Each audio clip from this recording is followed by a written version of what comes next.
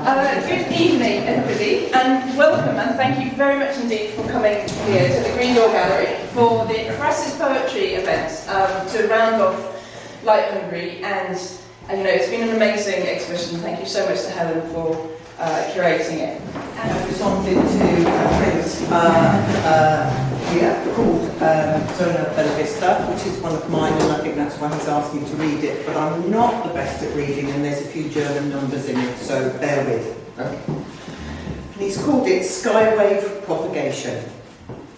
It's the middle of the night, and I can't sleep. The apartment smells of garlic from last night's rice and beans. The air conditioning unit rattles like a broken Fusca engine, useless against the heat. I always said it was unlucky to take a flat on the 13th floor, but we didn't have much choice. The windows of the other tower blocks are representations of binary numbers. On, off, on, off. Without thinking, I scratched my arm. Another mosquito bite.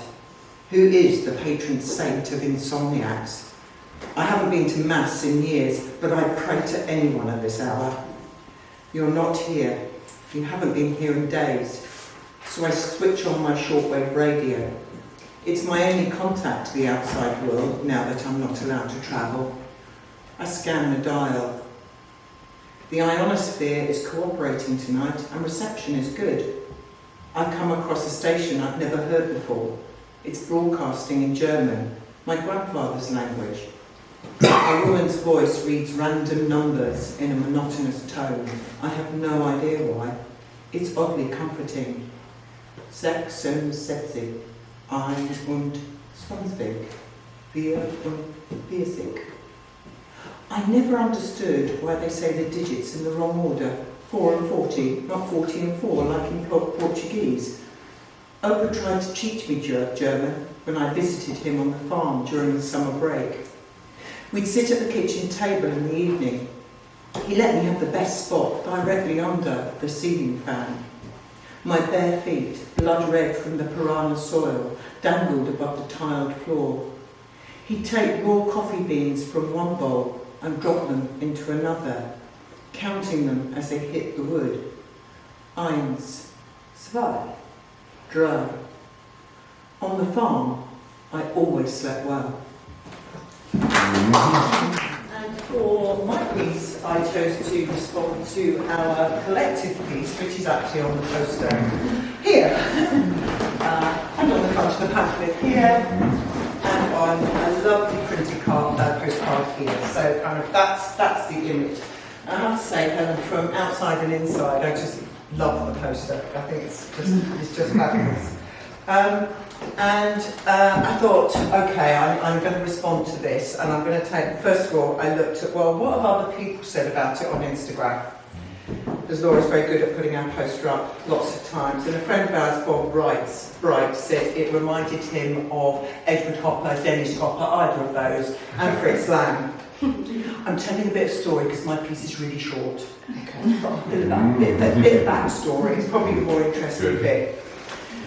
And then Laura sent us a message about kind of perhaps music she might play here, and Kraftwerk came up, and I got a little bit obsessed by looking at Kraftwerk, working here in Kraftwerk, so that kind of came into it.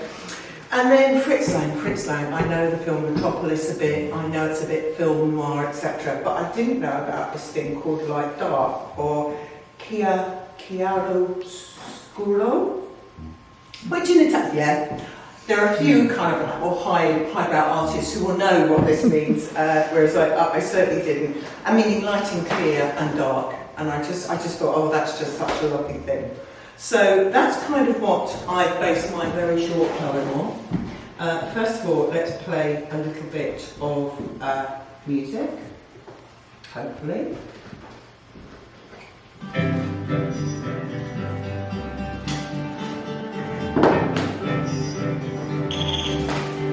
This is my little etude projector from the USSR, 1960s, 70s, so I think that adds to a bit of film noir-esque about it. And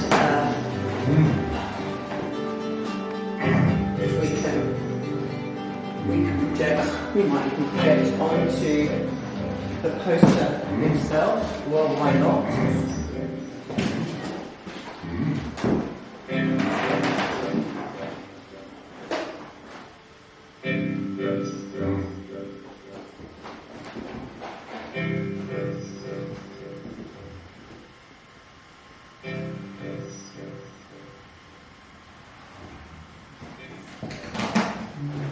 That's it.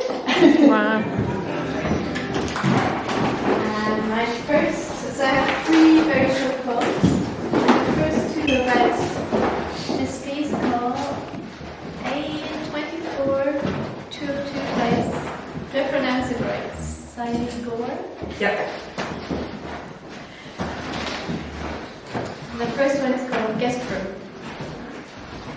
4 bowls to hold a constellation of stars, in case they came to visit, disguised as tiny lights who needed a place to stay. And the second is called Memories. Beholders of fingertips, marbles, soap bubbles before they disappear. 4, 3, 2, 1, gone. And the third one is, yeah, just guys. So, in response to this, by the organization Strike, and I called it Like Trees. Impossible not to think, not to link these fiery columns, these trees, these trunks of light, to the body, to imagine them as trees inside, as solid and as prone to being severed by someone who does not respect the environment. Just wanted to say a little bit about the exhibition. So I thought the idea of Helen and Laura creating this space, a space of community where other people are also coming in and looking at the works of these artists, and especially the theme, like the light in dark days, really spoke, I think, to a lot of us, given the socio-political context. And I believed, because I didn't have a long time, to prepare this. And I just wanted to say one thing, and it's actually a quote in French, presuming that everybody speaks French here, but it's by Pierre Bavignieu, so before the film. La peinture, comme la littérature, si elle vaut, c'est à proportion de ce que littéralement elle nous rentre dedans. Éclaire le grand pense du monde qui nous échappait, dissipe l'ombre intérieure qui y répondait. Now, I'm not going to translate because something will be lost in translation. So that's, I suppose, the gist of the essence of the artistic experience, whether traditional art, music, literature, and poetry. And so Saidi's works spoke to me because of the very materialities of the more formist. And first work was a poem entitled Atomic Power.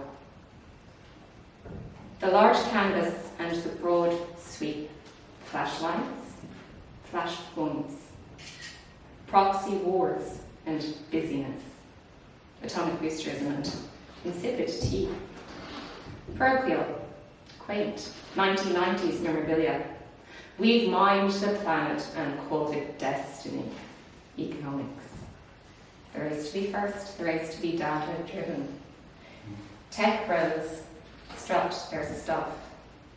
What light are they chasing? The indomitable optimism of middle age. Futility. So that's the first one.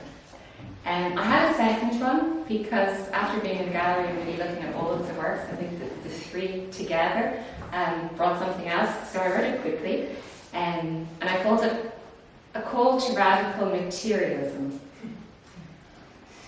The sheaf, the tear, the chance effect of the ripped encounter. Liminal space is revelatory. It reveals the frame, the why, the what, the edge, the void, the potential. An illusion of meaning, of temporality.